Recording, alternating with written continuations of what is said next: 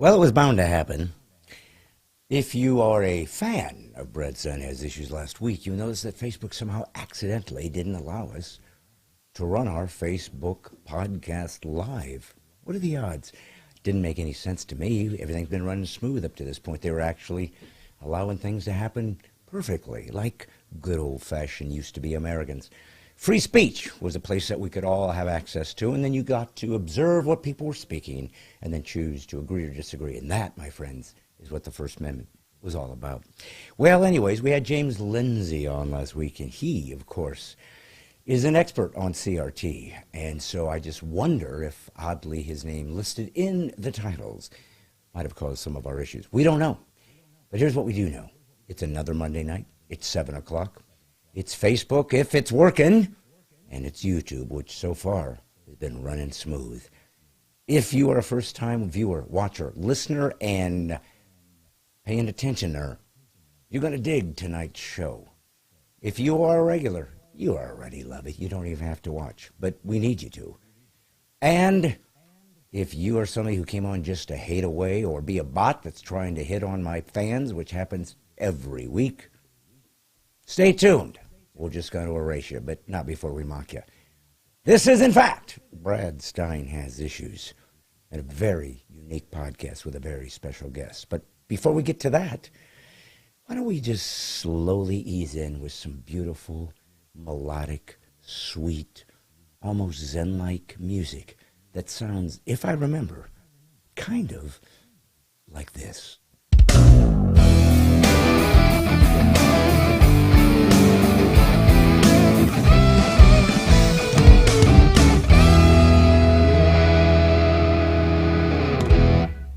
Hey, my friends, my fellow travelers, it is God's Comic Brad Stine. This is Stine Has Issues, where comedy, conservatism, and Christianity collide in a cacophony of clarity. I am, in fact, God's Comic Brad Stine. If you are familiar with my comedy, then supposedly you tuned in to see if there'd be something funny here. And it's hard to find funny stuff in America right now, but we're going to shoot for it, and then we'll get to the hard stuff that makes you want to weep.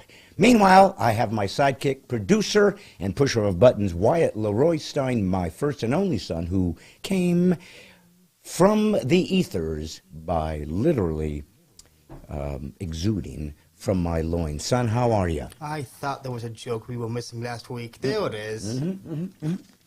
I found it.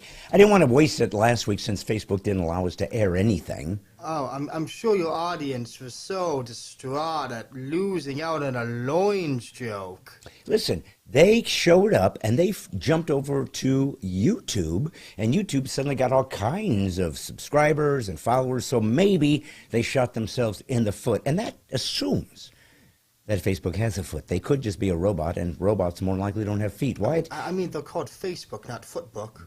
Exactly. So they shot themselves where? In the face? In the face. Yeah, what's honestly a bit more risque for the, whole YouTube thing, because they like that stuff, right? Well, and we're a family or audience, don't you think? I mean, a family-friendly podcast? I'd like to think that. Yeah. Do you have a family?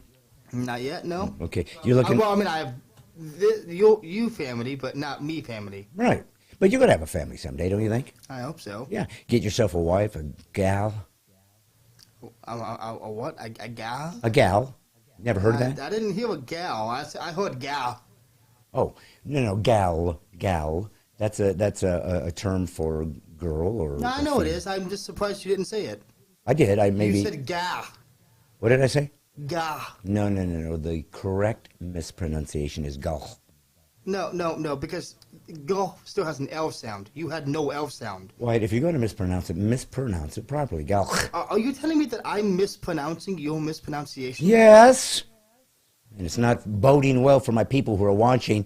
If you are a brand new viewer of Stine Has Issues, I am God's Comic Brad Stine, and that name, that sound, that voice that's coming on the other side, my sidekick, that's Wyatt Leroy Stine. He's my son. He lives in a tube. We have him hooked up to all kinds of wiring, a constant drip that feeds him proteins and carbohydrates, as well as some electrolytes. Why is it true you suffer from diarrhea?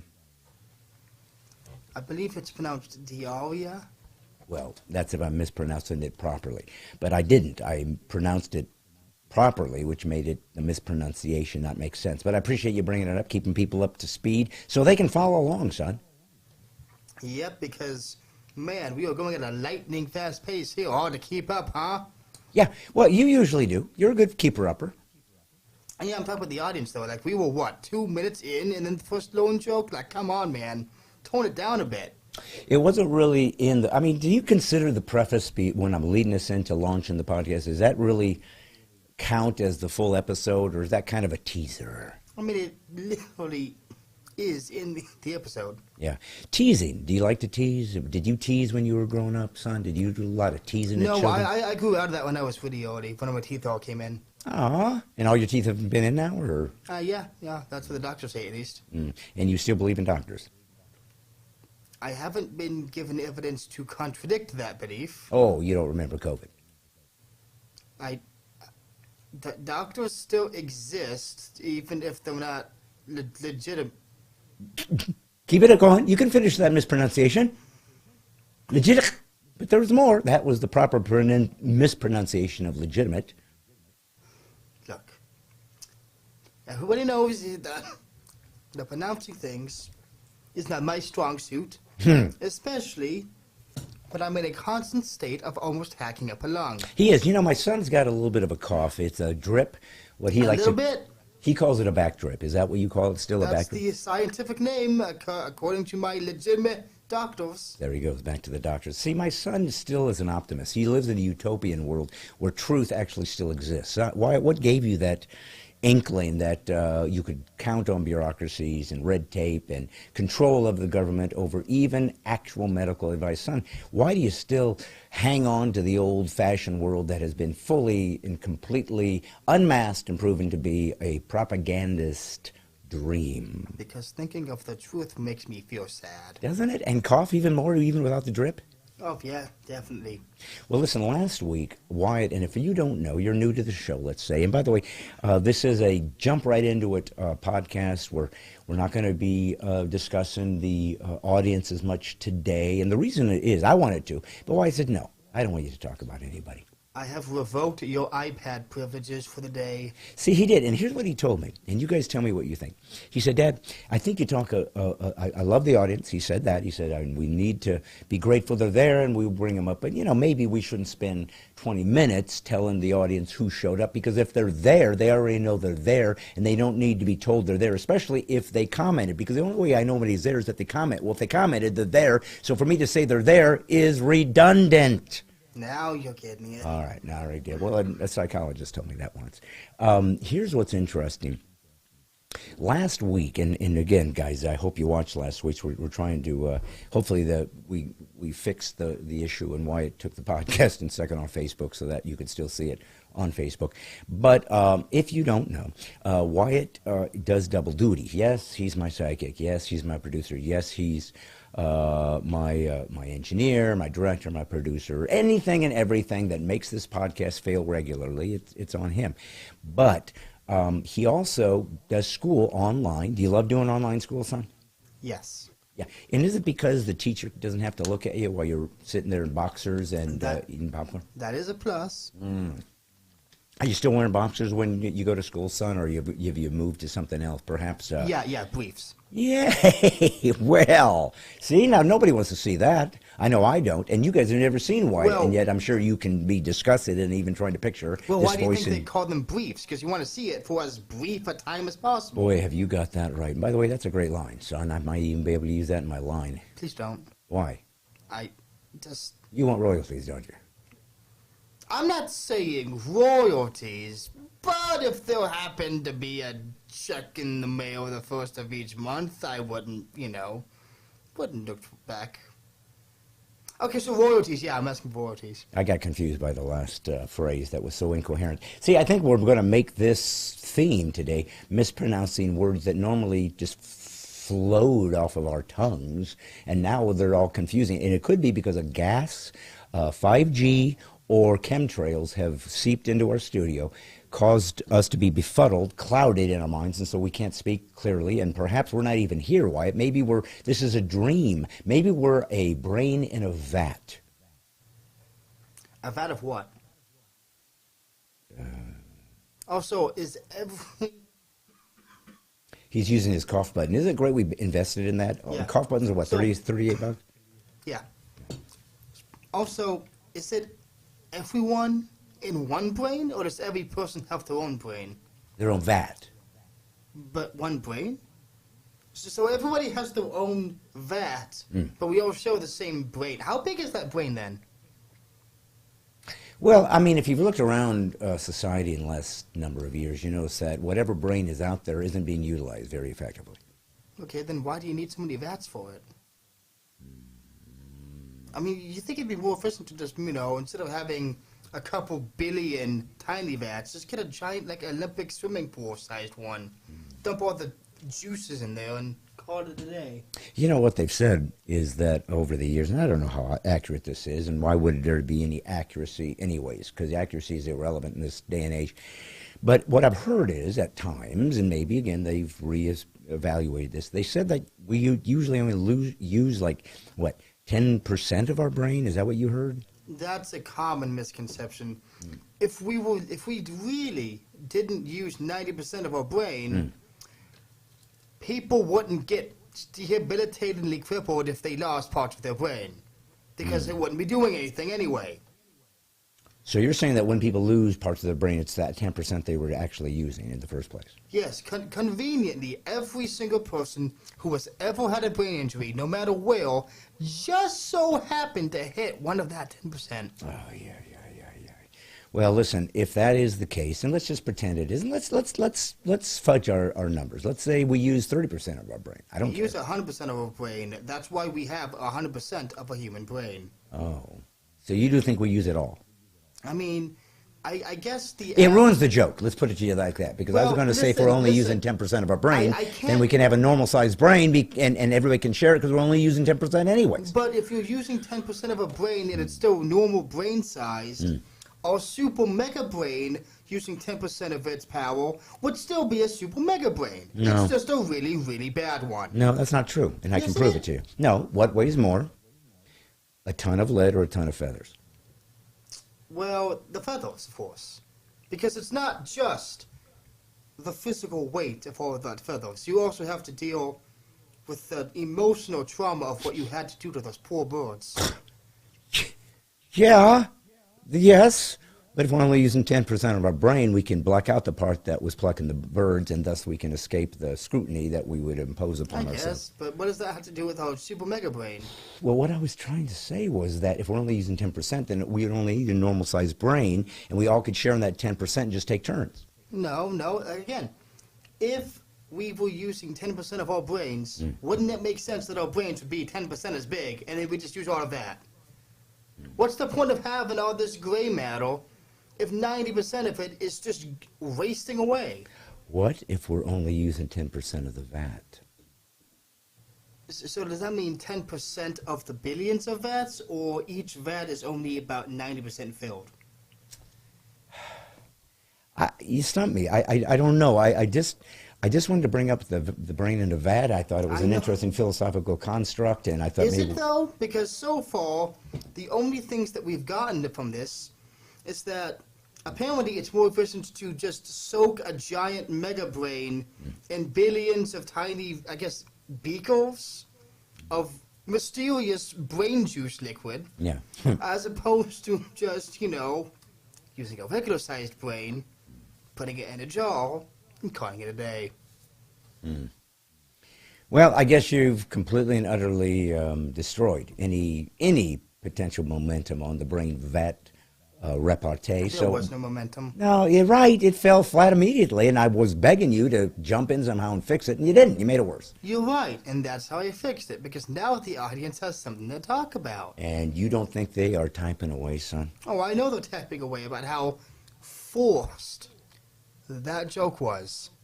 The whole thing, start to finish. I mean, come on. Brain in a jar? Really? That's the best you could come up with? Oh, man behind the camera, making everyone do the ha-has? First off, I get paid for the ha-has, but I want to tell you this. I didn't come up with the brain of that. That wasn't my construct. Okay, so let me get this straight here. You saw somebody else. Red. you read somebody else's terrible, horrible, awful idea of this brain in a jar comparison, and you thought to yourself, yes, that is what I must do on my podcast. That right there. Well, maybe that is what's going to work. Maybe it's because I didn't think it through, and the only reason I wouldn't have thought it through, son, is that I was only using 10% of my brain. Yeah, You keep telling yourself that. And that 10% apparently contained the brain in the vat analogy. So there you go. We're full circle, and I have wrapped it up as I need to be, because as you said, I'm the man behind the camera or in front of the camera using and dishing out those ha-has. That is what I said, yes. You can. I'm not sure if you're expecting a response from me, but you just confirmed everything I was just saying, so... Why would I expect a response from my sidekick, whose entire job is to respond? Because you ended that as a statement and a question. Well, How do I respond to a statement? It's like, man, beans. Okay, all right. Why are you responding to me? I will leave it alone. Forget the drain of vat. I'm gonna. No. Because now I need to have a discussion with you about beans. Because apparently I can just end a conversation with whatever I want to, and it's up to you to figure out some way to carry it on. I would love to discuss and take some time out of this amazing podcast and discuss a vat of beans. Son, Do you know that they actually make pinto bean flour? Why? No joke, they actually do this. Like, you know the beans that we get? Yeah. Pinto bean flour is one of the ingredients. So you could make pinto bean flour and thus make a tortilla out of pinto beans, so you could fill it with pinto beans and eat your pinto beans in a sack made of pinto beans. Maybe, but you could also use pinto bean flour to make a tortilla, fill it with all the fixings, but no beans, because they want the tortilla. Wow. So you're saying we've been using way too many beans all along. I'm saying we have not tapped into the lucrative bean flour empire. Why is that? Why have we left that floundering when it clearly needed it? And maybe on this podcast, because I'm guaranteeing you, there's lots of podcasts going out right now. Nobody's watching them. They're watching us. Why wouldn't they? And it's because of these stimulating conversations. But my guess is no podcast happening right now, and there's a million, are bringing up pinto bean flour tortillas. So, again, we have an exclusive. We have a scoop. We have launched something, a new construct. Nobody else says. That's why they come. That's why they flock. Yeah, we're pioneers for this stuff. Amen. And you know, the pioneers, they had their own hardtack. So that's how they got through it. And that was made out of pinto beans. So again, it's always full circle. So then you know that. I didn't have to bring that up. Yep, it's just sometimes that circle's really oblong. I'll say. What do you say? Would you say a burrito is oblong? It's more cylindrical. Right. But it depends on how you prepare it. It could also be cubical. Yeah, isn't that true though? You can make a tortilla into a bag. You can make a tortilla into squares. I mean, you can do whatever you want. You technically could, but like, why though? Why would you not make the tortilla shaped? I guess because you're mixing it up, son. You got to mix it up every now and again. I mean, I guess, but just because you think of an original creative idea does not mean that nobody else came up with it because they didn't think of it. Well, maybe they did. You know what the Bible said? There is nothing new under the sun. Which is why we... Huh? Except pinto bean flour. Oh, tortillas. I was going to say, well, that's why we have to go to space to get above the sun. Well, all the new ideas are. Well, yeah. Humans have never gotten above the sun, but I appreciate your... Well, how do you even quantify above the sun? Because, like, the sun is round. And so would that be, like, on the other side of the sun from Earth? Like, sort of like a reverse solar eclipse? So in a sense, since that we're in this sort of giant universe that doesn't really have an up or down, then we are kind of on the other side of the sun, based on which side we're looking. But also not, then, if it's infinite and everything, right? Yeah, I don't think it's infinite, though. It must have a boundary. I thought it was constantly expanding. Yeah, but if it's expanding, that means it's going somewhere, but it's going to have to hit an end game. Does it? A boundary. Does it? Eventually it's going to recollapse on itself and everything disappears. And then this podcast, believe it or not, will no longer exist in the Ethernet. But that's only one theory. There's a theory that I like, which is everything's a simulation. I mean, I don't think it's true, but You mean like a brain in a vat? Hey, who knows? Maybe this whole podcast has just blown the lid on the greatest conspiracy of the 21st century. Well, son, I'll tell you this. If I ever get myself some pinto beans, flowers, I'm going to get a lid for them because I want to keep them nice and fresh. Nothing worse than a stale tortilla. So anyways, I want to get back onto Wyatt Leroy Stine. Now, he is my son, and he does do one thing. I've already brought it up. And again, this is not for the regular listeners. Everybody knows the ins and outs of Wyatt. You just don't know what he looks like, except for one guy. There's one person that watches regularly that knows what you look like. His name? Nick Grass. Well, of course he gets an angelic intro because he's St. Nick. But here's what's interesting. Nick got to see you because he showed up at one of my actual events, and I said, you know what, if you made the trek and you happen to be with me, because Karen Boyd's come twice to see a show live, but you were not there. Stan Stinson came a couple times. Let's see. Oh, Benjamin Gregory has come to see a show live. But none of them ever got to see you because the only time you were ever with me at one of these events was one in Minneapolis, I believe, that Nick came to see. So he has the privilege of knowing exactly what you look like. So when he pictures you in briefs, he knows exactly what his looks like, and that's why... Oh, that must have been extra terrifying for him then. Mm-hmm. Sorry, Nick. Yeah, no kidding. Well, listen, my son also works at Lowe's part-time. Last week, Wyatt introduced a scoop. Now, he knows the dark underbelly of Lowe's because he works there regularly, and he's a great employee. How many times have you won Employee of the Month? Employee of the Month? They don't give that award out for just anyone, you know. That's what I'm saying. How many times have you won? 7. So there you have it, because you're so dang good. But do they know that you are delving into and divulging their secrets of what's coming next that keeps Lowe's running like a well-oiled machine? Well, you did come up with something. You told me last week that they were so excited and so profoundly moved by the success of the birth. I always have to laugh when I say it, but the birthday parties that they created at Lowe's, which, by the way, sold out, that you said they've come up with a new construct, which is date night at Lowe's or Lomance. How many have signed up since last week? I haven't kept track for my own sanity's sake. Would you say it's numbers that are almost innumerable? I would say it's numbers. That in and of itself is beyond reason. But somebody signed up by now. Yeah, no, that's what I'm saying. The amount is not 0, which means it's too many.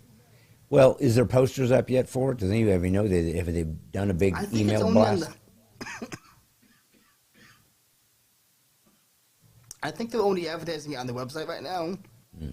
I apologize for people new. Yeah, why it's dealing sorry with that. this. I'm slowly dying inside, but you know, so much go on and everything. So Yeah, no, you're a trooper. You're like a vaudevillian, son. You're like a vaudevillian. But you haven't heard anything else about the date nights or the... This Vlad...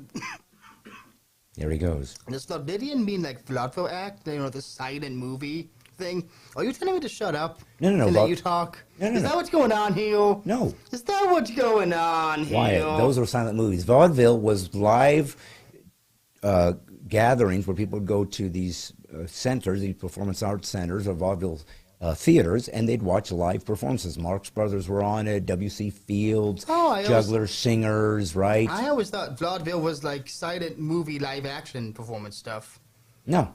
Vaudeville was live performances, like a variety show during vaudeville. Matter of fact, I just worked at a Morris Civic Auditorium, which is in South Bend, Indiana, which was celebrating its 100th anniversary, and it was an old vaudeville theater. So Charlie Chaplin, Harry Houdini had been on that stage, and then your old man got on that stage, and, well, I got to admit, I gave them a run for their money. People have forgotten all about Charlie Chaplin and Houdini, but, boy, they don't forget my name. Yeah. What's my name again? Gotcha, McFredstein. See? I got it. Mm-hmm. I'm sorry I was a bit late on that. I was trying to cook up a joke with, like, Houdini? Never knew him. Ah, Houdini, that's funny. Yeah. Well, listen, I will say this. I didn't want to just kind of jump into the heavy stuff, but sometimes, White, I feel like I have to. Do you mind if I jump in? We are 24 minutes into this podcast. You have not jumped into anything. All right. Shall I jump now? At this point, it'd be more like a leap. Shall I leap? Leap away. All right, I'm going to leap in. So there's been some scuttlebutt out on the internet. You know what scuttlebutt is, right? Yeah, that's those Japanese beetles that nobody likes to eat flowers, right? Only pinto bean flowers. Ah, yes, of course. My arch nemesis. Well, anyways, they are out on the internet. That's when people start saying, hey, this is coming, that's coming. Conspiracy theories are out there. But, of course, as we know, most of the conspiracy theories are true, other than the aliens. But, hey, you know, you got to give these people something to laugh about every now and again. Yeah. There he goes. And me dying is the perfect setup. I'll tell you what we can do, though. If you want to donate to Stine Has Issues, we can get an iron lung for Wyatt, and that way perhaps he can finish his sidekickiness. I mean, you could do that, but I have 2 lungs, so you're going to have to spend extra for the other iron lung. Just like the vats, we'll just get one big, giant iron lung, and that will... Also, why iron? Iron, like, oxidizes. Get stainless steel, man. Upgrade. All right, you want a stainless steel lung, son? I'm going to look into it. Maybe my people will give. If you want to give to Wyatt's stainless steel lung, feel free to donate. Matter of fact, Karen Boyd will put up where you can donate right now. You can donate to this ministry, God's Comic Ministries, and continue to get crazy stuff like this out on the internet so that when they wipe me out and I'm gone and you have that memorial issue where we'll just have a blank screen and this poor empty mic, and then you'll be talking there and giving a soliloquy about how much I meant to you and how sad it is and how difficult it is as you rake in the money that comes from my life insurance policy. But nevertheless, you're going to keep going because, son, you care about the podcast even if I'm not in it, because let's face it, you believe that without you, there would be no podcast. Oh my! You can't open the YouTube app. Do you think I trust you to go anywhere near my buttons? That's why I pay the big money. Yes, and that's why we don't pay you. Okay, well, but still, one day I'll learn, and then you'll be out of a job. You will have made yourself irrelevant. You've been on YouTube for 2 years and have spent the entire time asking other people to do it for you. You ain't learning nothing. Maybe I'm lazy. I doubt it. There's a very fine line between lazy and incompetent. Shoot, now he's speaking French. Well, listen, if I knew you were going to go into bilingual, I would have prepared, Wyatt. I've got a lot of Aramaic episodes just in the can, ready to roll. That is all the foreign language that I know.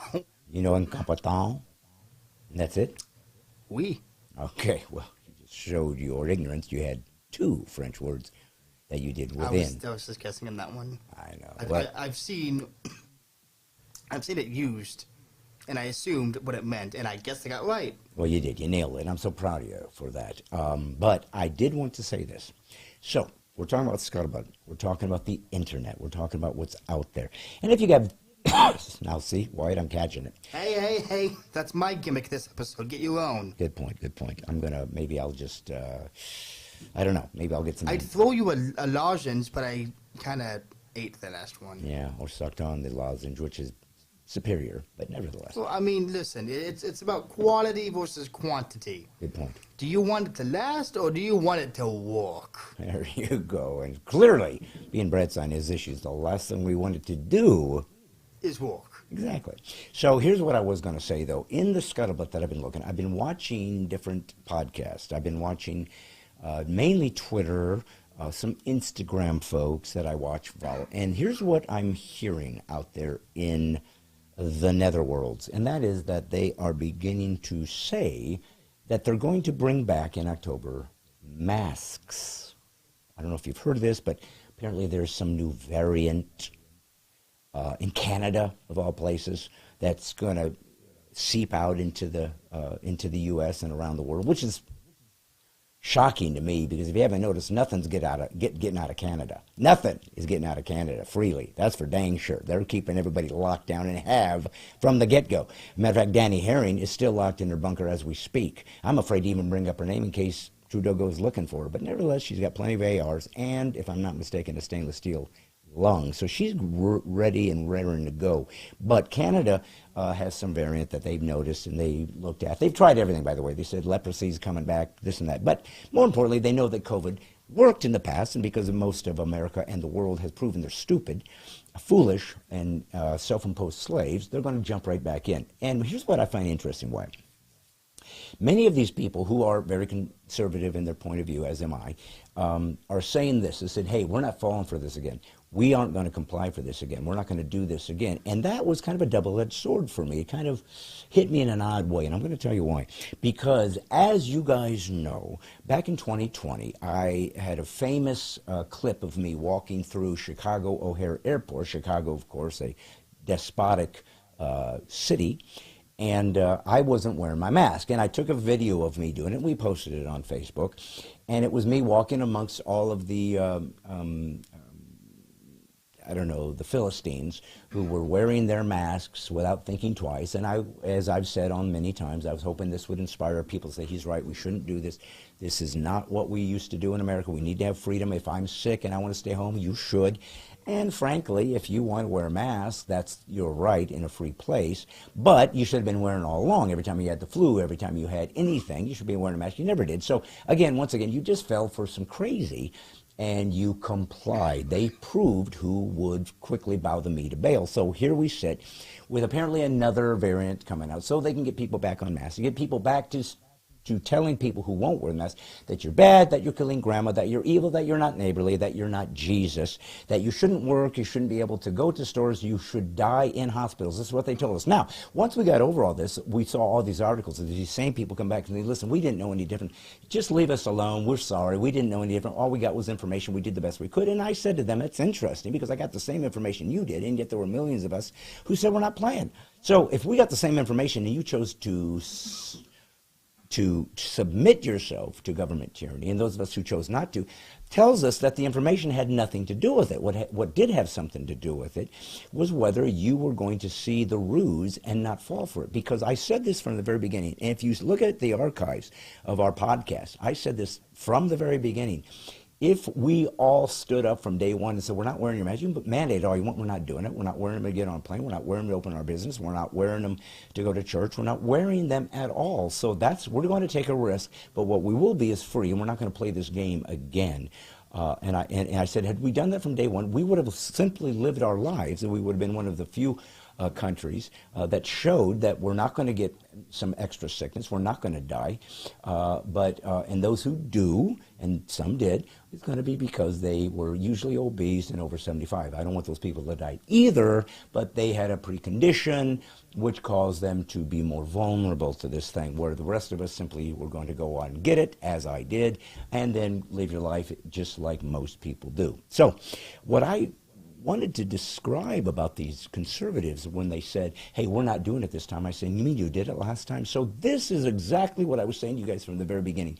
Like those of you who are watching this, who are conservatives, who are saying we'll fight the good fight for liberties and freedom, and yet you watch the NFL, you watch the NBA, you still shop at Target, and some of you maybe, not many, but some of you might be drinking Bud Light. So in other words, you were ready to speak well and logically and courageously words, but when it came to actually having to do it, where there was going to be something at stake, that you weren't going to do. Well, now we're going to see just exactly what if we learned anything from the last time, and that this time people say, we're just simply not going to do it, because I can promise you, if nobody does it, they'll just move on. Try to find some other way to shackle you, some other way to destroy you, some other way to make you dependent on the government, some other way to make sure that all of your funds are only electronically so they can shut you down when you don't believe in leftism. Remember, leftism is cancer. It destroys a healthy host. It's always destroying and controlling.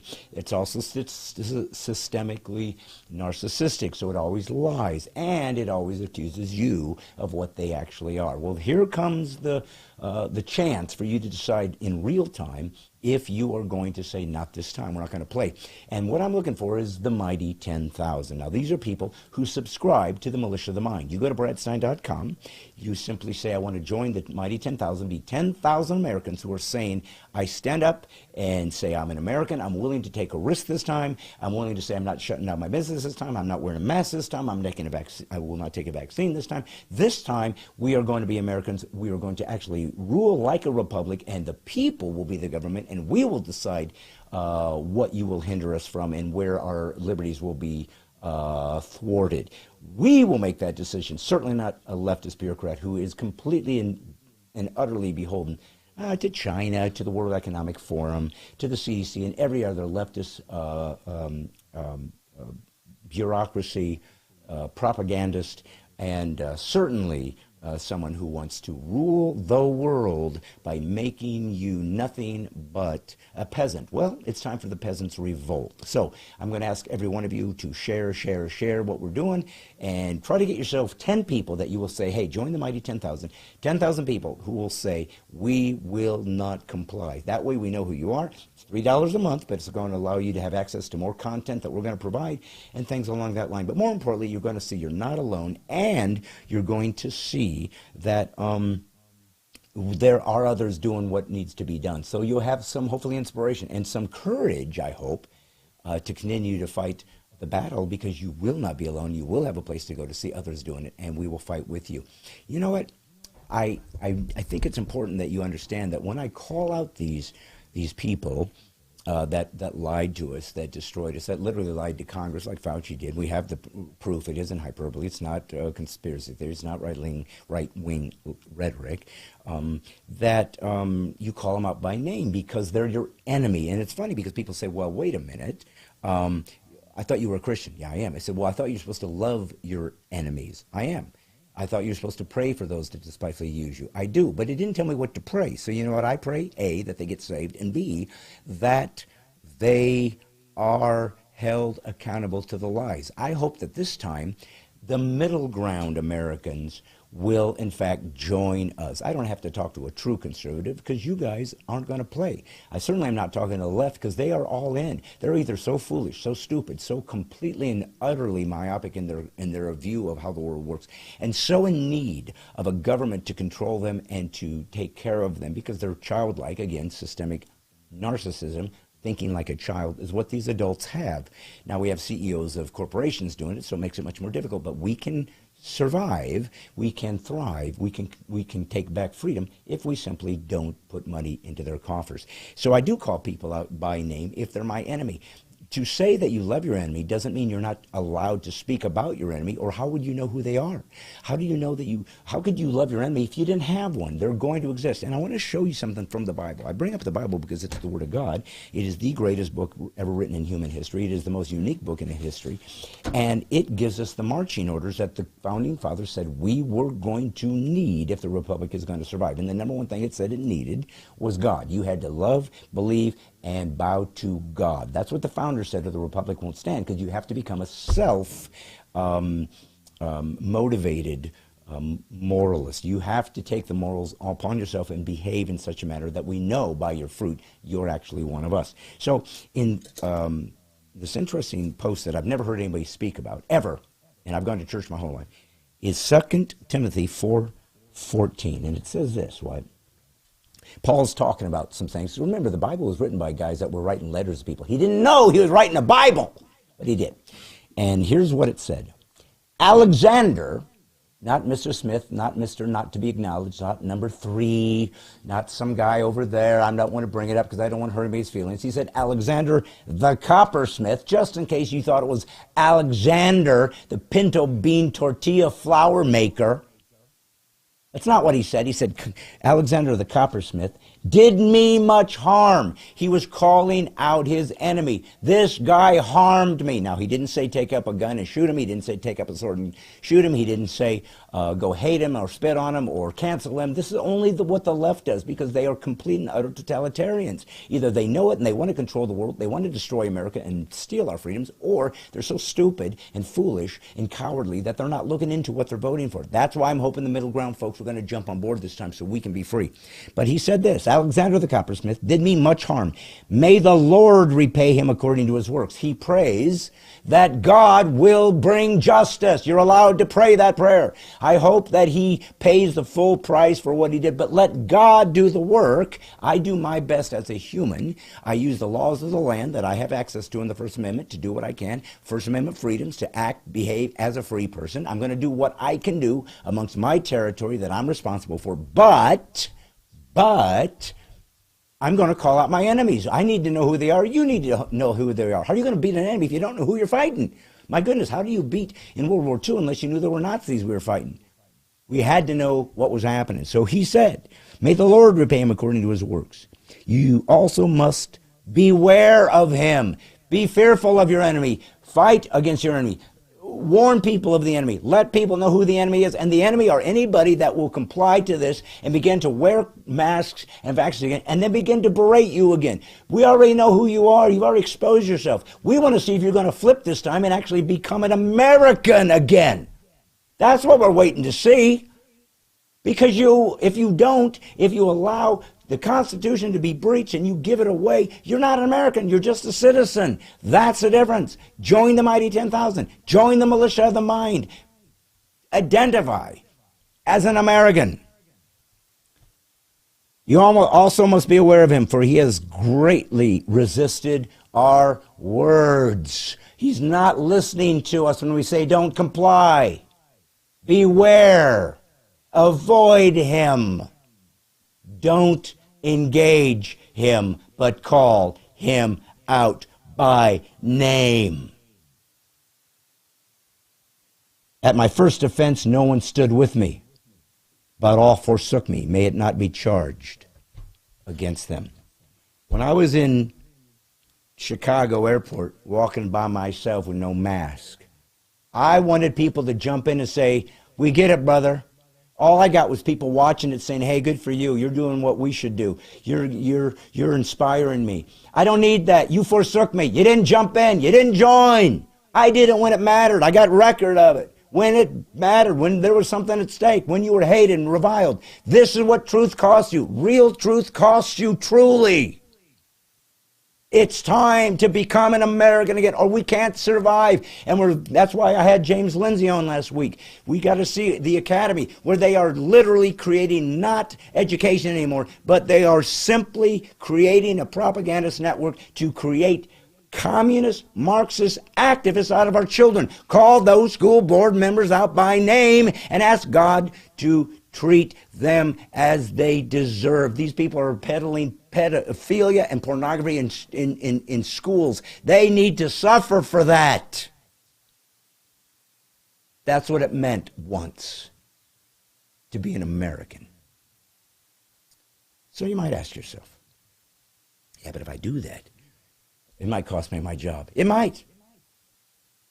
What good is a job if you're working for a slave master? What good is it? What good is freedom if you're not willing to suffer or sacrifice for it? It's not freedom at all. You don't care about freedom. If you don't care about freedom, quit pretending like you're on our side and don't act like you're an American. You're not. You're not. You're a coward. And this time around, we can't afford any more cowards. All of the pilots need to say we ain't wearing them. All the flight attendants say we ain't wearing them. All the people that get on the planes are saying we're not wearing them. All the people that go into business say we're not wearing them. All the business owners say we're not wearing them. We're not doing it. No is the answer. Truth can set you free.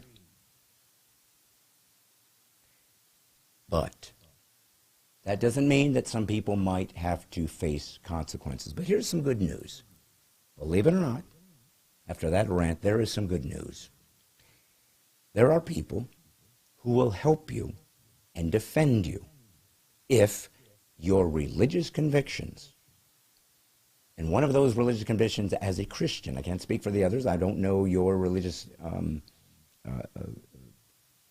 elements as well as my own, but I know that Muslims and libertarians and even some atheists care about freedom, right? And they use the Judeo-Christian moral structure even though they don't believe that it came from God. They think that man made it up or that it was something that happened accidentally through evolution. But they're fighting on our side, so I'll take him. James Lindsay's an atheist. He's on our side. He gets it. So if you say, and I told you this before, one thing that can overcome the idea of the gray area, where as a Christian you think, I'm trying to be a good citizen and obey authority as we're told and so forth. And I said, but there's one thing you can do that you can analyze to make sure you're making the right move, and it's this.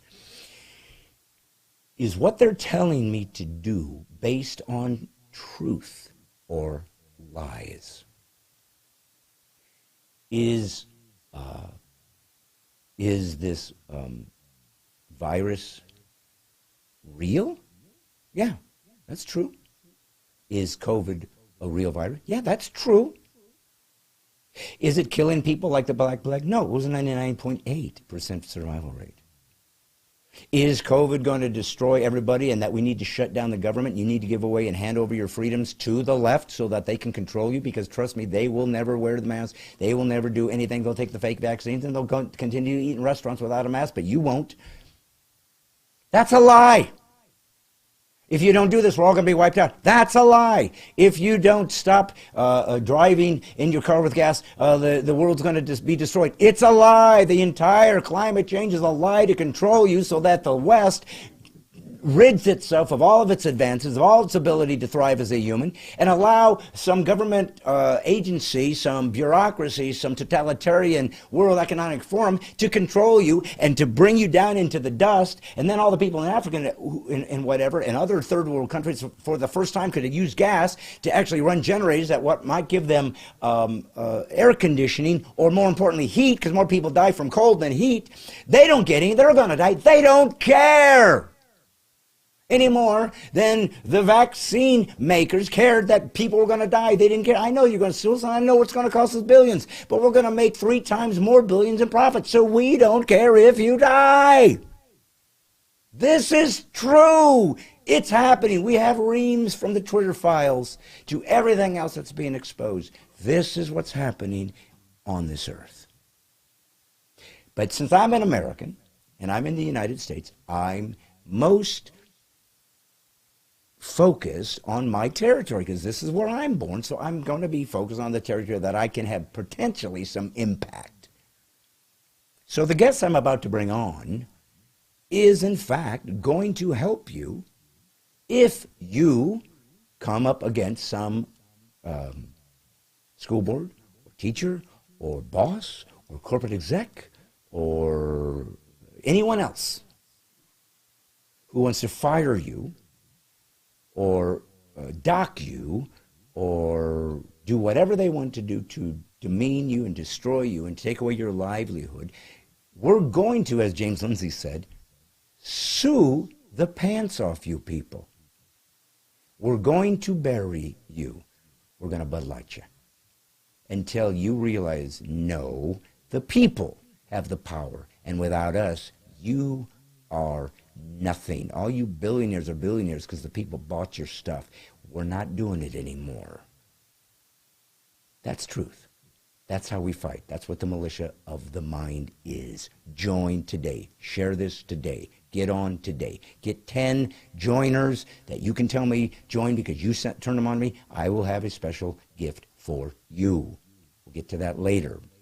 But for right now, I want to tell you that the guest we are bringing on is an expert on these because he actually is part of First Liberty, which is a pro bono law office ministry group, nonprofit, that defends religious liberties and in fact went in and sued 4 Christians whose religious liberties were breached and won the suits, and they got their jobs back, and they got back retro pay, and they forced them to live like Americans whether they liked it or not. And you will have access to this because the militia of the mind is going to be all these people congregating to say, we'll fight with you. You're not alone. Yeah, it's going to be hard. That's what it means. That's why you better be a Christian, because you're going to need to be able to pray and know where God is so you can have some strength and courage when it gets hard. We'll be on your side, but yeah, you might have to suffer. That's what it means to be free. It's your turn. You're in the military now. You are in the militia of the mind. We're going to think him, I'll pray him, I'll fight him, and we're going to win. But we can only do it together. So I want you to listen carefully about what these cases were and how they will apply to you. Because if you have this issue, you're going to be able to go to this site and you are going to tell them your complaint as to what happened.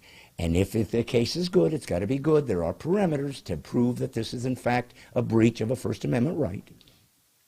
But if it is, they'll take your case, and they will not charge you. And yes, when you win, you will get your job back, and or you will be paid handsomely. And they will suffer for not being Americans. His name is Jeremy Dys, and he's with First Liberty. He is a professional. He is a Christian, he is a conservative, and they are doing some real damage for the kingdom while the getting's good. He's one of us, and they're really doing the work, and now you're going to have access to him. So listen to this conversation, enjoy it, be inspired that there is one way to fight back, because that's what everybody's complaining about. We know what's going on, we don't know what to do about it. This is going to be one way you're going to have some help. So, this is what it really looks like. Enjoy yourself and get some hope from this wonderful conversation from First Liberty and Jeremy Dys. Enjoy. So, as you know, on Stine Has Issues, when God's comic speaking, people listen, and they have to, because if they don't, the world will crumble. Apparently, God's put it in my lap for some reason to use a comedian's podcast to start telling some important stories out into the wilderness. But, you know, as you guys know, when I started talking about these ideas and these thoughts, I was frustrated, and that's one thing I've seen most about the United States, and especially for conservatives, Christians, libertarians, First Amendment believers, Second Amendment believers, patriots, whatever you want to frame us as, those of us who believe in freedom, religious liberties, the ability to free speech. It's not so much that we don't see what's happening, it's obvious. It's not so much that we don't know that things are unjust, it's obvious. What is bothering us the most, I think, is we don't know what to do. Is we feel stuck, we feel hamstrung. It's like there's no justice. Apparently one group of people controlled by a particular branch of the government can allow them to run roughshod over other people's rights and liberties. Nobody's going to be put in jail. Nobody's going to be in prison. But if you happen to be on another persuasion, you will in fact be, and I believe it's very likely that this is unconstitutional. So we got a lot of issues that are happening in America right now that are simply, I think, unprecedented to a certain degree, at least for the brazen abuse and politicizing of a party to destroy their opponents. This is not the America that we grew up with and believed in. And so I realized that as long as I have a mind, a mouth, and a mic, I was going to try to utilize the First Amendment the best I could while the getting was good. And so I realized that since D.C. has abandoned us, they're virtually all corrupt, it's going to have to be a peasants' revolt. It's going to have to be the people. There's nowhere left.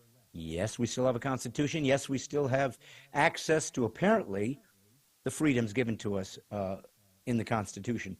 But they have to be implemented. You have to have people that know how to navigate that world and bring it into play so that we have a chance to see if we can find some true north, which is exactly why I'm bringing this guest on right now. Now, I came across I think the one who founded this group, firstliberty.org is where you'll find them. I think it's First Liberty Institution is the name of the actual group. But I was at a Charlie Kirk rally for pastors in Nashville, and I saw him speaking about some cases that they had been involved with, but more importantly, what this group represents, what they are fighting for. And I realized they are part of what I have called the militia of the mind, an aggregating of those of us who are going to fight back as Americans and as regular free people to try to see if it's possible that we can, in fact, find America again. Time will tell. I don't know if God's going to jump in or not. We shall find out. But, as I said, go down with all the guns blazing. So I'm going to bring on a representative of this amazing group of attorneys who are using the law to defend our liberties. And, man, have you heard me talk numerous times on podcasts how desperate this is. So to find folks like this participating and fighting that battle is a godsend, literally. So please let me bring on, I don't know why I can't speak, and I promise I'm not drunk yet. I promise. But from the First Liberty Institute, I want to get it right, please let me bring on Jeremy Dys. How do you do, brother? I'm doing very well. Thanks for having me, Brad. It's my pleasure. You know, like I said, I came across your guys. Now, I knew the ACLJ, of course. I think I had Thomas More Society, perhaps. I've heard of a few folks that had worked in the space over the years, especially in regards to religious liberties. And I seemed to me that seculos were oftentimes even working overseas for religious liberties, but they did some stuff here in the U.S. But when I came across what you guys were up to and some recent cases, I realized, man, these are people that need to be involved in the militia of the mind. Those of us who are going to outthink, outpray, outwork, and outfight these people and just see if God will show us some grace.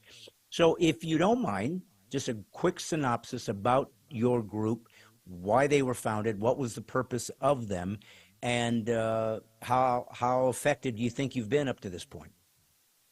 Yeah, well, First Liberty Institute is a nationwide religious liberty legal organization. So all we do is defend religious liberty for all Americans. And we do that in a couple different places. Number one, we want to make sure you have religious liberty in your house of worship. I could think of no other institution that reflects the importance of religious liberty more than our houses of worship, our religious institutions. They got to stay open in order for us to have our access to religion, but also our embodiment of religious liberty. So we want to make sure our houses of worship are protected. We protect religious liberty in our schools, make sure our students are able to have their religious liberty when they walk through the schoolhouse gates, and not just our students, but our teachers too. We protect religious liberty within our military. You give up a lot to go into the military. Religious liberty is not one of the things you forfeit when you enter our armed forces. We also defend religious liberty within the marketplace. And that's becoming more and more of an issue today, that when you go into your place of business, you run your own business, you have to retain your religious liberty, whether that's as an employee asking for religious accommodations at work, or as an employer saying, hey, I cannot be compelled to do something that's against my conscience. And then finally, we work on religious liberty throughout the public square. Those institutes, or those times when we go into the public square through public meetings with legislative prayer, or perhaps as we honor those who have fallen with war memorials that may have religious imagery on them. That's the type of thing we're trying to defend. But you can learn all about religious liberty and First Liberty's work in defending it for all Americans at firstliberty.org. We're just a bunch of lawyers that make trouble for the right people. Well, and that's so just necessary right now, because really, I don't know where else we're supposed to go, especially as just a normal citizen, where you thought that you had certain inalienable rights. You thought that the Constitution had very specific laws that had been granted to us by God, saith our founders, and that we could count on at least that. We could count on being able to vote them out if we didn't believe them anymore. Well, of course, now we don't know that we can. We don't know what's going on, but it seems to be so unique. Let's start there. I mean, we're not super old guys, but we've been around long enough and hopefully have read a few books about history. Doesn't it seem different in America as to way that we are being attacked, maligned? Seemingly, there seems to be an arbitrary process as to who's getting arrested, who's going to jail, who's not. Is this sort of hyperbole? Is this kind of conspiracy theory? Or is there something afoot here that is different than maybe we've seen historically in America? Yeah, look, I think the attacks on religious liberty are coming faster and more serious than they ever have before. I mean, there's always been a contingent throughout all of history that has tried to restrict everybody's access to religious liberty, their access to religion, the practice thereof. America has been unique in world history, where we have guaranteed at the founding and at our creation one's right to religious liberty. I mean, that's the philosophy expressed in the Declaration of Independence, that we have the right given to us by God to pursue our religion, our faith. And that's enshrined then in the First Amendment. If you remember how the Constitution is structured, we have all these negative rights we've given up to government, that we've said, hey, in order to form this more perfect union, you need a couple powers that we possess at our creation, but we're going to vest them in a central federal government to be able to, lay in a navy or provide taxes and do the things that governments need to do that we can't do as individuals. We're going to do in the collective. But then the Constitution stopped, and there's this broad gap between the end of the Articles and the beginning of the amendments. And it's as if the whole tone shifts, because it does. And the first words in the First Amendment say, Congress shall make no law. And the very first thing they talk about is that Congress cannot engage, they cannot prohibit, they cannot reduce the free exercise of religion nor the establishment thereof. And you remember all the rest that go into the First Amendment. But they list religious liberty first. And I think that's predominantly important. It's put there as the first liberty for a reason, because If we lose religious liberty, then we begin to topple all the rest of them right after that. Because government, if they're going to be dictatorial, if they're going to engage, and exert their authority over top of the rest of our society, they can't have a competitor. And so they have to have, if you look throughout world history, this has been the case, that they get rid of the religious people first, so that they have no competition to this broad form of government. But that's not what America has been. America has been committed to protecting religious liberty for everyone, to be able to reference their faith at work, to be able to talk about it at school, to go into the public square and talk about their faith. This has been part and parcel of what it means to be an American. But now in the last, 30, 40 years, we've had a lot of cases that have gone to restrict that religious liberty. And it seems in the past 10 years or maybe 15, those attacks have become even more strident. And so we're finding that we're having to file more lawsuits right now to protect what is to you and me sort of this common sense notion that the First Amendment means what it says when it says it's going to protect the free exercise of religion. Well, and I want to kind of get into some more details about specifics that you guys have been working with, and of course what's happening topically in America, maybe in the West in general. But I think that it is important to probably try to examine like the foundations, the history of what religious liberties means and so forth, so that we kind of understand we're not just sort of making this up, or it's not some veiled theocracy that we're trying to impose on people or whatever.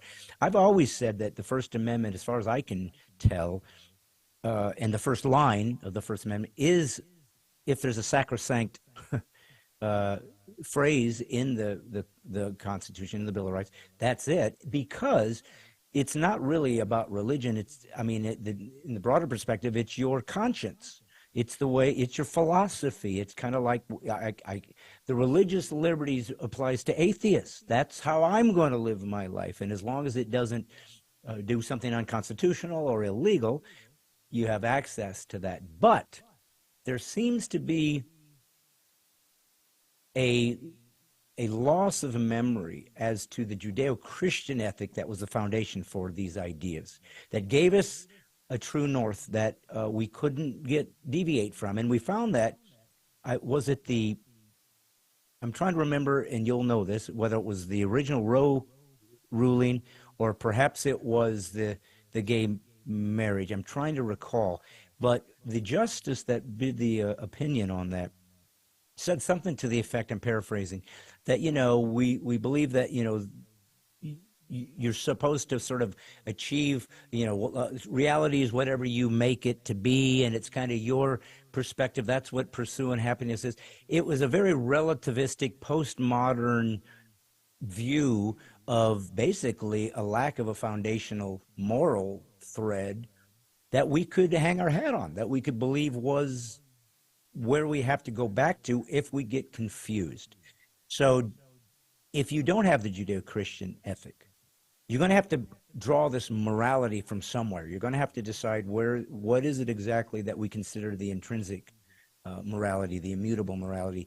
Where do they go to when they try to abandon the Christian perspective?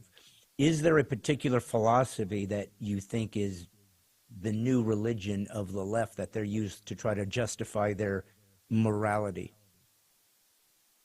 Yeah, look, I've gotten this question a lot when I'm on a radio show or something like that. Someone will call in and they're always upset that I'm legislating my morality on them or something to that effect. And I always am curious about that phrase, because I usually respond with the question, well, would you like me to legislate my immorality on you instead? Right. I mean, the reality is that the law is some codification of a moral absolute at some point, right? That's what the law does, is it sets the parameters in which we're going to function as a society. And way back with James Madison, we had in his writings the Memorial and Remonstrance on Religious Liberty that he wrote.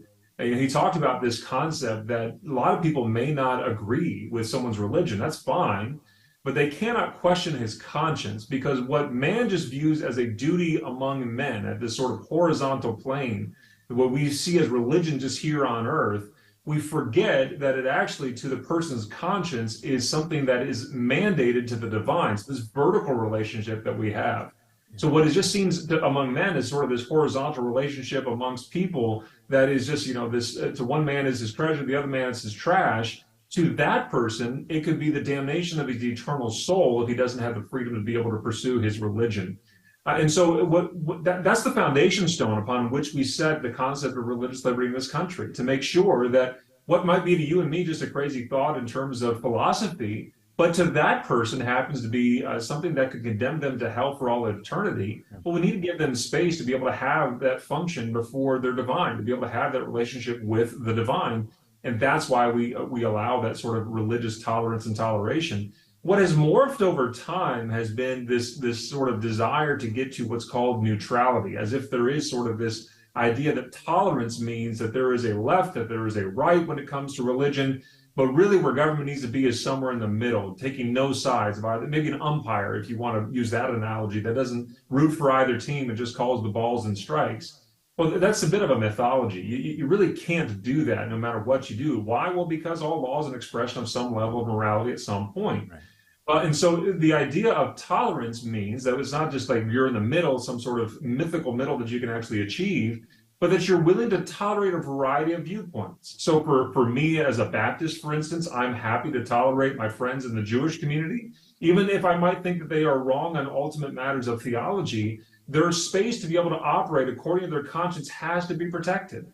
Even in the same way I would want to have them protect my right to exist as a Baptist or whatever it might be. And so we give each other the space to be able to operate before the divine, which has as its benefit, by the way, the opportunity for us to have those critical conversations about things that matter for all eternity. It gives us the space to debate about what's called capital T truth, things that absolutely matter for all eternity. If we didn't have that space, then we would be short-circuiting those discussions and be abandoning the mission that the founders had for our country, that we would have the space to articulate, to argue, and to allow truth to rise to the top like cream rises on top to milk. Allow that great thing to come out so that more people would be enlightened. That's the Enlightenment idea back in the founding, with the idea of the transcendent truth. So I've gotten a little philosophical, I suppose, on the answer to the question. But the reality is that we have religious liberty to preserve the space for people to do what they must do before God, not only what they can do before man. Well, but,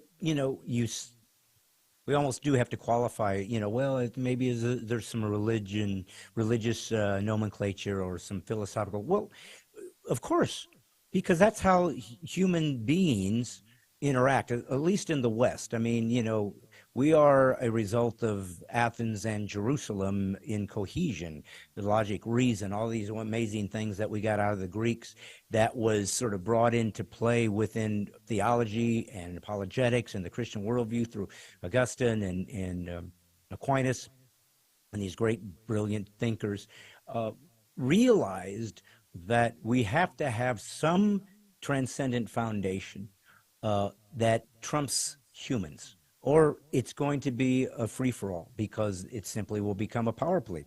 Whoever's in power wins.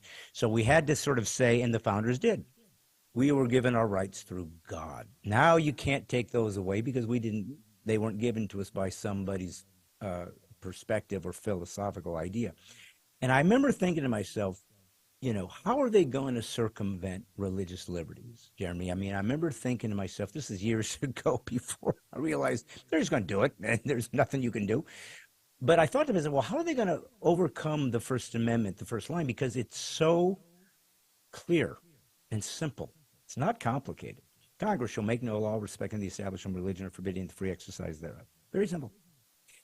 So I said, how are they going to get around that? I don't know what kind of nuance are they going to have to try to pull out of their hat to make this justified? And then I started hearing a number of years ago the phrase, I'm not going to allow your religious bigotry as a smokescreen for, or your religion as a smokescreen for bigotry. I think that's how they said it. And I realized, they can't take away my rights as a religious person, so they're going to simply reframe what my religion means, and why it's bigotry. And we have laws against that. We have laws against segregation. We have laws against that. So it was almost like a backdoor way to circumvent this religious concept that you can't thwart, and found sort of a secular ruling that they could attach it to, and it seems like that's worked somewhat. Am I misreading this, or does that seem to be kind of a tactic they've used to try to get some of these ideas into the marketplace? But there's been a number of tactics, I suppose, they've used, and one of them has been this idea that there's this so-called separation of church and state, as if this is oil and water, the two shall never mix. Well, that number one, we know that was not in the Constitution, is not in the Constitution, never intended to be in the Constitution. It's a phrase that has been introduced to sort of undermine the promises of that First Amendment. We had a case a couple years back at the Supreme Court of the United States that dealt with a cross. It's a cross-shaped veterans memorial that some mothers erected after World War I to remember their kids. They knew, like you and I do, that we tend to forget things we don't see. And so they wanted the memory of their sons to remain. So they put this Celtic cross together in honor of 49 men who died fighting from Bladensburg, Maryland, Prince George's, or that county there in Maryland anyway, like the name of the county at the moment. But that went overseas and died in World War I and were buried under crosses over there. It was the kind of the way you did it back in the day. Well, they erected this monument on the side of the road, and eventually the road expanded, and they wanted to tear that monument down to make way for progress, to make way for the road. And they said, no way, we're not going to do that. So they actually ended up building the intersection around this monument. And so if you go outside of DC today, about 4 or 5 miles outside the city into Bladensburg, Maryland, you'll find that monument in this kind of triangular, misshapen intersection that's really difficult to navigate, because the town said, no, we are committed to honoring their memory. Well, fast forward about 90 years after that memorial goes up, somebody comes along and says, you know what, that violates the separation of church and state. That it violates what's called the Establishment Clause. It's basically saying that every time I drive by, it grabs me by the neck and forces me on my knee to worship this memorial. Well, nothing could be further from the truth, and everybody knows that that's not the case. And yet there's been this case law that's been out there for a long time, about 40 some odd years, that says, well, if there's this reasonable observer that knew all the facts and circumstances, blah, blah, blah, it would conclude that it violates the Constitution. Well, we were able to get the court to understand, again, that is, to quote from the current president, malarkey. That's not true. That's not what the Constitution says.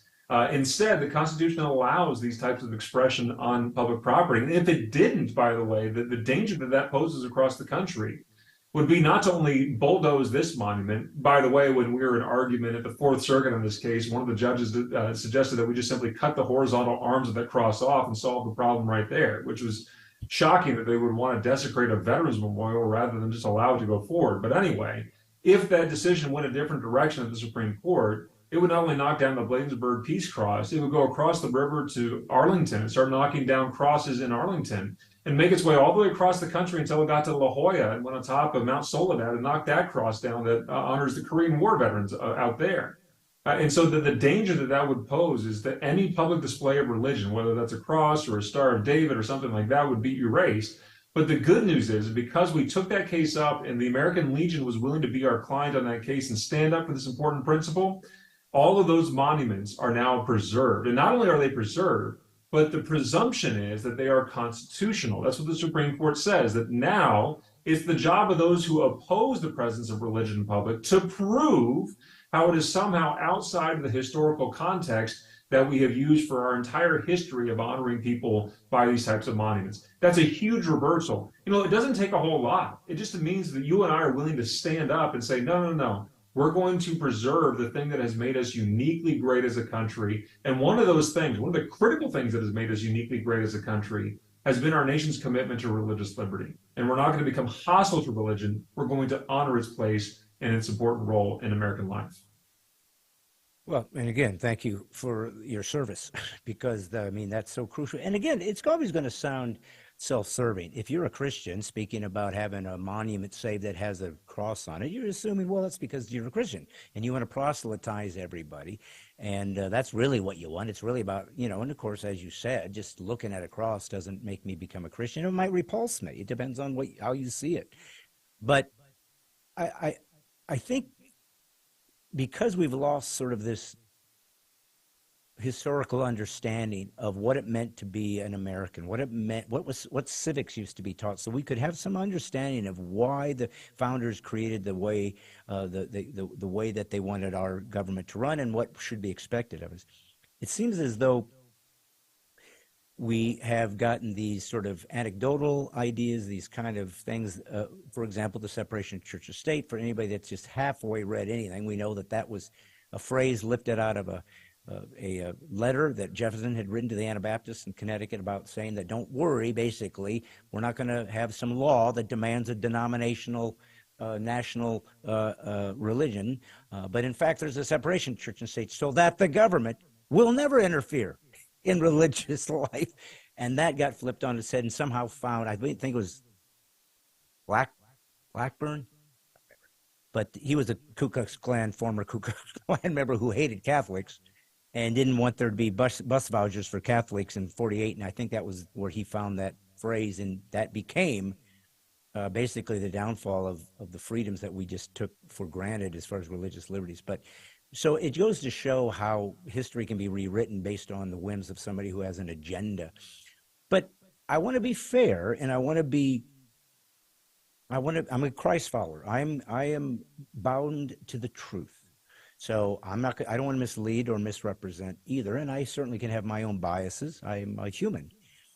But it seems to me that that to truly have religious liberties and what the founders had expected, there was never a separation, even of tax dollars involving religious elements, if the people approved. In other words, it was more of a community standard. If I want to start a city called Jesus Town and use tax money to have churches and have a Jesus seminars in public school, I can do that. I can't mandate it by law, but if we just choose this how we want to run it, we are allowed to do that. And of course, tax dollars did go in history to religious causes. Jefferson, I think, took taxes to send Bibles to the Indians. We know that the founders clearly had a different perspective. But I want to make sure that I'm not misrepresenting, or that we don't come across as though we have some miscued, subversive evangelism that we're trying to shove into this conversation. Is it true, at least originally, the original intent, that there was never a problem even using government funds for religious purposes as long as it wasn't demanded by law? It was simply something that the people had agreed to, the community had voted for, or whatever, and that simply is all it was. It wasn't complicated. Is that what it used to be? Is that what was Constitution expected us to have access to?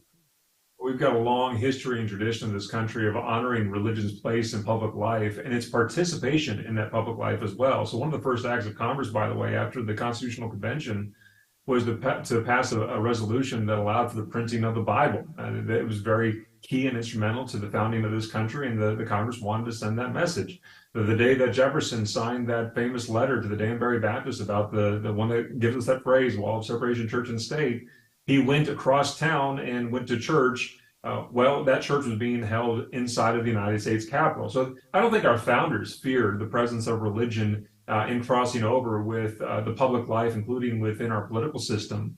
But over the years, that has become a little bit more problematic, to the point of which a couple of years back, there's a case out of Missouri where there was a church that wanted to just simply participate in a public benefit program. In other words, there's a grant that the state's going to offer.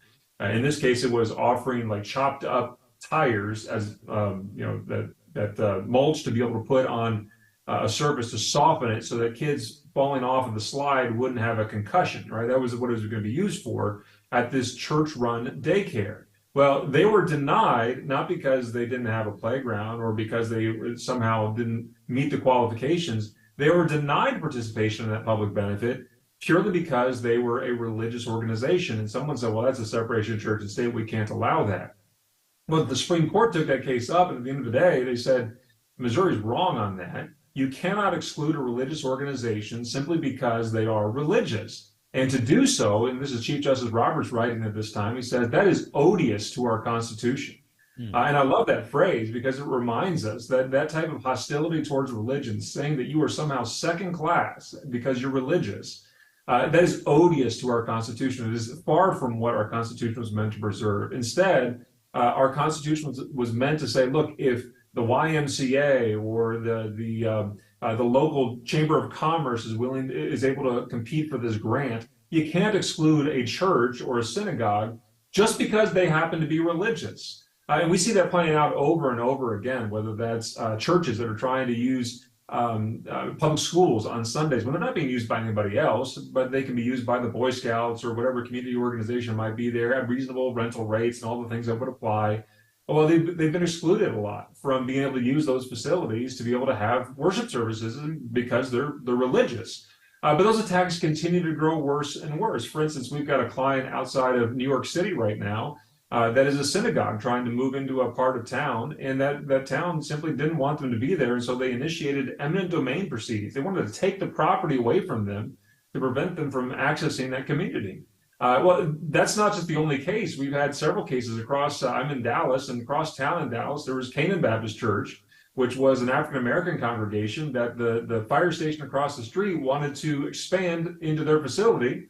And so they seized it. They were trying to seize it by eminent domain, and we got involved and prevented them from doing that as well. So these attacks keep on coming and are continuing to push religion to the outer edges of the margin.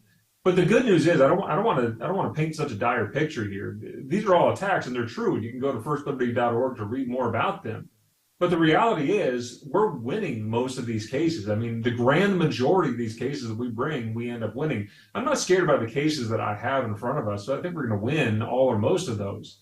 The concern I have is that people of faith around the country are simply cowed into believing this myth of separation of church and state or whatever it is, and they just give up. They don't call us. They don't inquire about their legal rights. They don't exercise those legal rights for sure. Well, a little bit of freedom dies every time that occurs. We may, in fact, lose our religious liberty by a massive campaign by the government or somebody else to remove it from us. Maybe that does happen. But I know that religious liberty will die 1,000 deaths slowly over time by every decision we make to simply decide, well, you know what, it's not that big of a deal. I won't push it. It's just a conversation I had in school. I don't need to talk about my faith here. Religious liberty dies a little bit more that day. Well, it's just a prayer before a legislative town meeting of some sort. Well, it's not a big deal. Well, religious liberty dies a little bit more right there. Coach Joe Kennedy, I'm sure you know about his case. He was fired for taking a knee in silent prayer after a public school football game, right? He could have stopped it. He could have just agreed to it. He could have walked off the field. No one would have cared. But religious liberty would have died just a little bit more that we preserve freedom every time we stand up for our religious liberty, even if it's in the small things like taking a knee in silent prayer. So just to be clear, so to make sure that I'm not misunderstanding, misrepresenting, going by the clear language of the First Amendment's first line, Congress, so it starts with that. So whatever it is that could potentially breach religious liberties, it has to do with Congress first, because that's what it said, shall make no law. So it sounds like it has to be a law, not just simply a community standard or desire for a particular group to do whatever. Establishing, it can't be a law established or a law that forbids it. So that basically, am I right then to interpret that theoretically, that there is no problem even using tax dollars today to 2023 for a religious notion, as long as it wasn't demanded by a legal demand, but it's simply something the people chose to do. That would be a legally legitimate argument. We're certainly much closer to that standard today than we've ever been. I don't want to give you too much of the law school answer, but the professor responding to that question would always say, well, that depends. It depends on a lot of things and a lot of factors that we don't have on the table right now. But the bottom line is this, that people of faith, whether they are doing so individually or if they're doing so as a corporate entity, as a church or house of worship, they have the right to participate equally within society, whether that is receiving a public benefit like Trinity Lutheran up in Missouri receiving their chopped up tires to become a part of the playground, or if it's Coach Kennedy being able to reference his faith when he goes through the schoolhouse gates without risk of being fired. Those levels of activity are perfectly permissible. And what the Supreme Court is continuing to say to us over and over again, it seems like almost every term we learn a little bit more about what our religious liberty is that it's okay to be a person of faith. And we have to preserve that space for people to be able to access their faith, whether that's participating in public programs or if it's just simply exercising our faith within our work environment. That's critical to the maintenance of our society and our standard of freedom. So the other thing I think that people sometimes forget too is that every time one of these cases come and end up at the Supreme Court, we're all sitting there biting our nails, as though we're waiting for the Supreme Court, unelected people, to tell us what our rights are. You don't make the rights, court. You were simply supposed to interpret from what I understand, the original intent. And now that was Scalia. He was an originalist. And I don't know if some of these newer judges are as well. They certainly seem to be leaning much more to a conservative. And when I say conservative, I'm not talking Republican folks.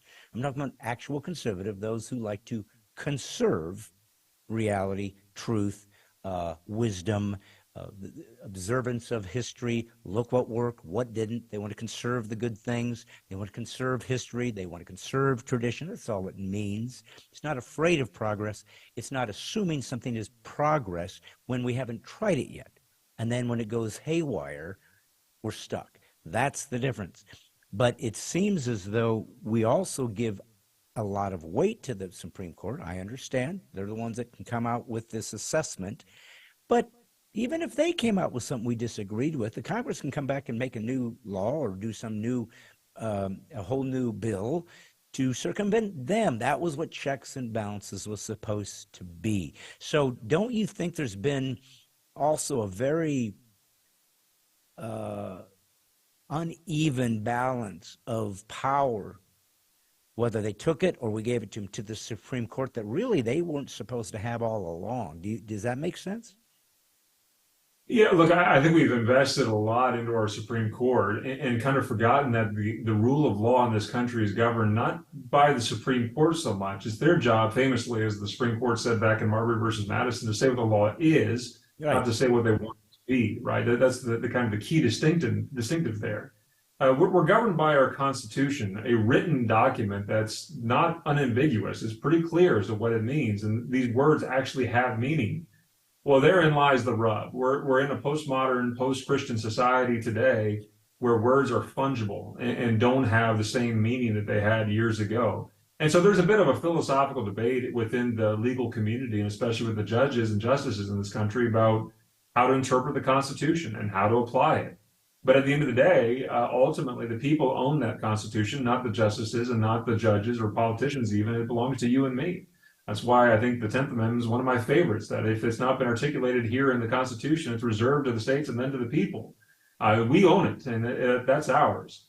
And what I'm encouraged by, after saying all of that, is that in recent years, it seems that the justices of the Supreme Court have tacked back to that standard, that there is an original meaning to the Constitution as it was written at the time, that these words have meaning that can be understood, that are plain and have their obvious understanding in the text, and we'll have to follow that and not foist upon it what we want it to be as some sort of progressive nirvana type of ideology that would be providing something that is just simply mythical and can't be achieved.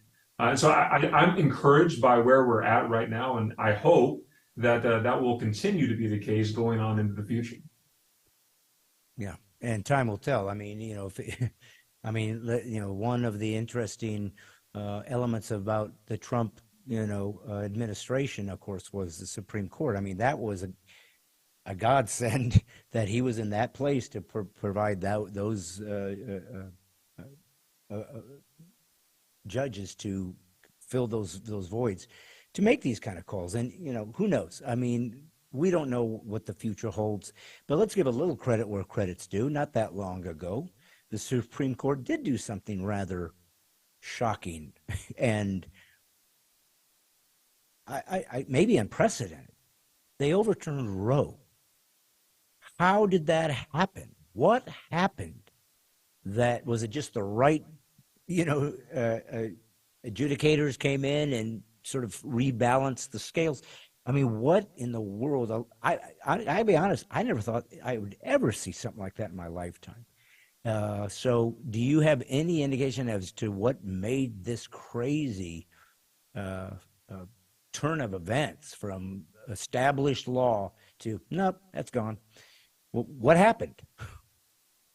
About 45 years happened. I mean, it took forever for that to be the case, right? That didn't just happen in a vacuum.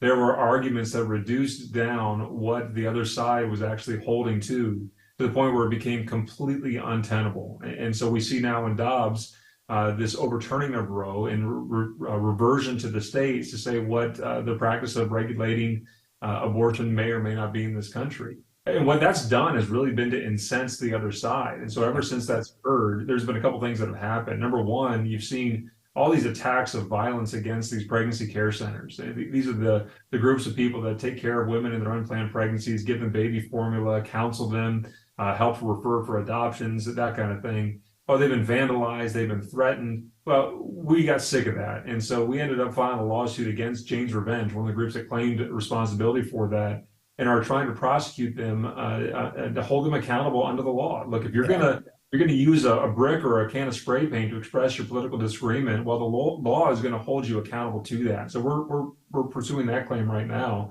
in Florida. But the other thing that's occurred, which is really frightening to us, is that there's been all these calls to reform the Supreme Court of the United States. In fact, we're calling it a coup. I mean, they want to take over the Supreme Court. So if you go to supremecoup.com, you can read more about the efforts to reconfigure the Supreme Court entirely. You know, they've come up with wacky ideas like term limitations on the justices, and they're going to start, after a certain amount of time. It just happens to be about the same amount of time that Justice Thomas has been on the bench. You know, things like that are you're not being real opaque about what you're trying to accomplish here. You're trying to take care of the people that you don't like and get them off the bench as soon as you can to put your people in. Or they want to expand the number of people that are on the court, something that then Senator Joe Biden said was a bonehead idea when FDR tried that way back in the 1930s in his efforts. It's still a bonehead idea. Yeah. And yet people still want to try to reconfigure and take over the Supreme Court to suit their own political ends, when they ought to be winning the political conversation instead and abiding by the rule of law. So I encourage folks to go to supremecoup.com and learn more about that, and even take a little bit of action that we've given you a chance to do there at supremecoup.com. So let me ask you this now. I mean, excellent background on really where we're at and what's going on. And obviously, we're kudos to the wins and the successes that you've had. Thank God there's still some rule of law. There's still some sense of respect for the Constitution and its rights. And so we hope that continues. We don't know. I mean, we don't. We're certainly at this odd place in our time frame. So I wonder if maybe the next difficulty or challenges perhaps to the religious groups, institutions, and so forth are going to, again, be coming through the idea of human rights. And of course, I'm speaking of transgender. I'm speaking of the sort of child mutilation under the naming of, gender reassignment and calling it a medical intervention. This type of clash with, I don't know, religious liberties and perspectives with a more secular or hedonistic or nihilistic or postmodern, I don't know what they are, perspective. But it seems like it's sort of made so much headway, even within corporations, ESG and the diversity and inclusion and equity and all these things that have now become even a means by which you need to get a loan or be helped financially in a business. You're going to have to bow to bail.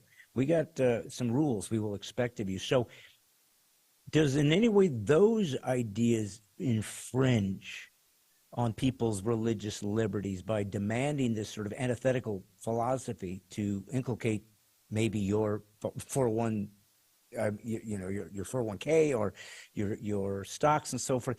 Is there some place within that world that maybe we can or might have to defend ourselves through this very fragile and just, it's such a lightning rod issue? Do you see some problems with that coming down the pike? I think the frame to view that through, and I don't mean to put words in your mouth, but I think this is what it narrows down to, is what is the hostility towards religion going to become? Yeah. Right? We've gone from a country that has allowed us great toleration of religious liberty, right? That was why the pilgrims came over here. They were fleeing from hostility to the way they practiced their faith. And so they came to this country because it would be this city on a hill to be able to have religion in its public place and in its proper space, and allow people to practice it according to the dictates of their own conscience. Well, we've now gone away from that to where it has become a byword to say that you're religious. You're not supposed to, it's not polite to say you're religious, and certainly not popular. In fact, it's not just not popular, it's actually hostility towards other people. It is damaging to other people. Well, the next couple of years is going to be really determinative as to where we go as a country on that front. Are we going to continue to have this promise of the First Amendment that says you can practice your faith in the public square within the marketplace of your business, or are you going to have to find another shore to go to in order to practice your faith, to have a bank account, to have access to social media, to go to a public school? I think that's really where we are on the knife's edge right now about trying to figure out, are we going to fall off to the side of history that has taught us that there's real danger in undermining someone's religion and their ability to practice it? Or are we going to fall off on the side of the Constitution that says that we're going to respect and protect people's access to religion and religious liberty? We know throughout history that when we protect religious liberty, societies flourish. And I think we're seeing even some of the effects today of this coarsening view of religion, this skeptical, cynical view of religion, that it is actually a bad thing and not a blessed good for us as a society. Some of that is going to be upstream at the cultural level of saying we're committed to this idea of religion. Our job, my specific role in terms of our cultural moment, is to preserve the space for houses of worship to be able to remain open, for students to be able to reference a religion at school, for members of the military to access the religion even in the armed forces, to business owners and employees to be people of faith at work, and lawmakers to be able to reference religion on the floor of Congress if they have to. That's what we're trying to do, to just simply open up those avenues of religion and the respect for it in this country. But it's going to take all of us doing this all together. Because we ultimately are the kings and queens of this country. We decide where this country is going to go, not our lawmakers, not our justices.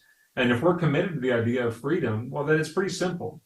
We vote correctly. And then when the question comes to you about your religious liberty, you've got a legal matter, you stand up and say, no, government, you weren't given this power. This was given to me. And so you trying to make a law to restrict the free exercise of my religion, well, that's a real problem. We're going to have words about that in court. So what would you say to people of faith out there that watch this podcast and listen to me and like what I do and so forth? What would you say to them as the best strategy to fight back, to defend themselves, to draw a line in the sand, to say no more? You're not pushing anymore. We are going to receive simply the same rights that everybody else has. I mean, because that's one thing I'm really concerned about, is I want to have some proactive sort of means to try to make some changes, not just talk about it, not just wring hands. What can we actually do? Clearly, they can contact, First Liberty Institute if they have an issue, and you perhaps will take it on if you think it's a good case. But in general, when you're in your sphere of influence, your neighbor across the fence, out in your workplace or whatever, outside of taking somebody to court, are there other practical means that people of faith can use to defend themselves in the public arena? Brad, maybe God will call one or more of the people listening on this show to be a politician or a judge or something like that, and they'll take big strides for religious liberty in those positions. I pray God that that'll be true. But I tell you, freedom is defended in the ordinary. And what I mean about that is something that Ronald Reagan used to say, that he said that freedom is not something we pass down through the bloodstream. It's not something that's inculcated in our DNA. It's something that we have to commit ourselves to every single generation, or else one day we will wake up and tell our kids of the America that used to be. And so you want to preserve religious freedom, you want to preserve freedom in this country, then do the most simple thing that you could possibly do. Sit down to dinner with your kids and tell them about religious liberty. Tell them the stories of religious liberty. Tell them about the pilgrims. Tell them about our founders and how they introduced this idea of religious liberty upon the world. Tell them about the stories of our cases that you can read about at firstliberty.org and learn from. Help discuss them with the kids and help them see the vision for and not just simply tolerating religion, but seeing it as a moral good for our society and the underpinning of our free society. I'm telling you right now that maybe God will call you to be one of my clients. And if that happens to be the case, go to firstliberty.org. I should have mentioned at the top, we don't charge for our services. We do all of our work pro bono, so it's not going to cost you a dime, but you probably won't. But I'm telling you right now, you will do more good for the cause of freedom by just sitting down with your kids and teaching them what it means to be a free people. That's what our founders did. That's what my parents did. That's probably what your parents did and your grandparents did. They didn't assume that freedom would be here tomorrow or in 10 years or the next generation. They made sure that you received religious freedom. You understood the importance of it, and as you then lived it out in your everyday life. So I think all those ordinary conversations across the fence, the sit-down conversations with your kids at the dinner table, that is where we preserve religious freedom and where we preserve liberty in this country. Here's a thought experiment. Is it, this is tricky and it may not even be in your guys' wheelhouse, but this is an idea I had considered. When somebody attacks you verbally or in writing, libel and slander, there are specific laws and parameters that allow that to be legit or not. And it's probably good. It's a very difficult case to win, if I'm not mistaken, a slander case or a libel case. And it should be. Otherwise, people will sue you every time you say you're ugly or I don't like you or whatever. But what I was curious about is if the definition, though, of, let's say, slander or libel laws, whether it's written or speaking, is to damage your reputation. It's not true. It's a lie. And to perhaps take away benefits and access that you might have to otherwise free access that you would have normally had this not been put upon you, this moniker put upon you that was a lie. So somebody says you're a Nazi. Somebody says you're a homophobic, you're transphobic, hateful bigot or whatever, based on your religion. Because where else are you going to grab your moral from? Could there be a time where there's a case where you've damaged my reputation by accusing me of something that isn't true, and I'm going to sue you, right? And you're going to pay for your libel of my reputation, and especially because it was done out of religious animus, and it was a lie. Is there any world you can conceive of where that might be a strategy? Because we are attacked oftentimes by labels. I get it. If they can't call you a name, you sue them. But is there a nuance in there somewhere that might be a future strategy so that people at least have to pay a price for harming you and your reputation and trying to keep you from being able to work and be on social, whatever? Is there anything there you think might be a strategy in the future? Maybe. As you observe, those cases are extremely difficult to bring, whether they're libel or slander. They're very high standards. And the reason for that is sort of wrapped up in the answer that I'll ultimately give, is that the court doesn't want to get involved in figuring out who's allowed to say what and what is the right degree with which to say it. And so what they much prefer, and this is really the core of the answer, is that when someone engages in bad speech, that it should be met with better speech. And frankly, it should be met with better speech and more of that speech. And so I think you can see right away, we want that as a society, right? We want the space for us to be able to have those conversations, argue and scream if we have to, but ultimately come to the resolution of what is actually right and good and beautiful. That's what the First Amendment provides, is that space for us to have those conversations so that truth will rise to the top. It's when government gets involved and starts putting their thumb on the scales of what is right and wrong that we have the real problems here. That's really what we're seeing, and what we're bothered by in this country right now is where the government says we're going to favor this speech but condemn that speech. We can't be about that. No. Yeah, and that's what I didn't know if this was perhaps a way to sort of circumvent that, because one thing we have noticed in the recent, when this is being taped anyways, this idea of Bud Light and the boycott against Bud Light and the Dylan Mulvaney connection, as well as Target, are seeing real results. I mean, we're seeing billions of dollars, and Bud Light um, possibly cannot recover, at least that brand. It's become toxic. They certainly chose the wrong battle as far as who they thought they were marketing their crappy beer to. But nevertheless, it was all American, good old boy, and they made a mistake.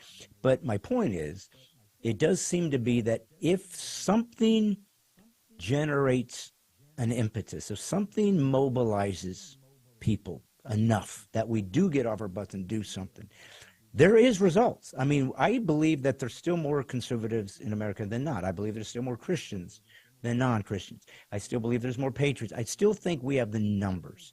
I just don't think we are as able to mobilize, and certainly with this particular administration, we've discovered a weaponizing of some government functions from the FBI to the IRS, which is certainly something we did not anticipate, and the control of the dissemination of information through the technocrats and the oligarchs who apparently are trying to take over the world. I mean, this is crazy.